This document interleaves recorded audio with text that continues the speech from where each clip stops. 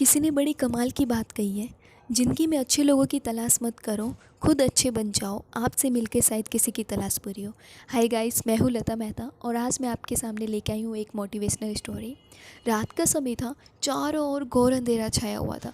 केवल एक ही ऐसा कमरा था वहाँ, क्योंकि वहाँ पे 4 कैंडल जल रही थी। अब चारों मोमबत्तियाँ एकांत देकर आपस में बात करने लगी।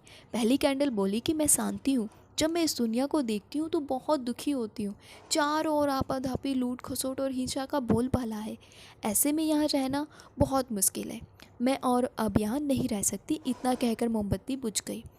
दूसरी मोमबत्ती भी अपनी मन की बात कहने लगी। मैं विश्वास हूँ, मुझे लगता है कि झूठ, धोखा, फरेब, बेईमानी मेरा वजूद ख़त्म करते जा रहे हैं। ये जगह मेरे लायक नहीं रही, मैं भी जा रही हूँ। इतना कहकर दूसरी मोमबत्ती भी बुझ गई। तीसरी मोमबत्ती भी दुखी थी। वो बोली, मैं प्रेम हूँ, आई एम लव। मैं हर किसी के लिए हर पल जल सकती हूँ, लेकिन अब किसी के पास मेरे लिए टाइम ही नहीं बचा। सेल्फिश और नफ़रत का भाव मेरा स्थान लेते जा रहे हैं। लोगों के मन में अपनों के प्रति प्रेम और भावना बची ही नहीं है। अब ये सहना मेरे बस की बात नहीं है।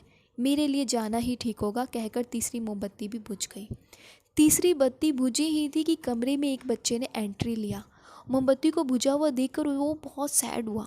उसकी आंखों से आंसू निकलने लगे। दुखी मन से वह बोला, इस बीच में तुम मेरे जीवन में अंधेरा करके कैसे जा सकती हो?